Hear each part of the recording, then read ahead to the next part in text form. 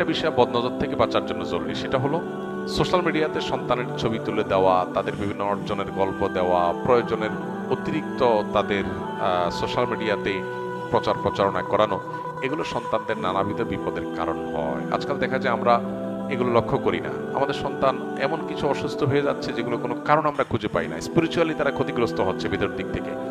এগুলোর মূল কারণ হলো এই যে বদনজর। এই বদনজরের হাত থেকে বাঁচানোর জন্য প্রয়োজন ছাড়া তাদেরকে প্রদর্শন করে বেড়ানোর থেকে আমাদের বিরত থাকা দরকার। আমরা অনেকেই সোশ্যাল মিডিয়াতে দিয়ে দিই বা মানুষের সামনে নিয়ে যাই তাদেরকে, এবং অন্যদের বদনজরের কবলে তাদেরকে ফেলে দিই। তো বদনজরের ফলে যে ক্ষতিটা হয় তা মানুষ টের পায় না, ওষুধ খায়, ডাক্তারের কাছে যায়, টাকা পয়সা নষ্ট করে, কিন্তু এদিকে সেই বদনজরের কারণে ধ্বংস হয়ে যাচ্ছে, সে টেরও পাচ্ছে না।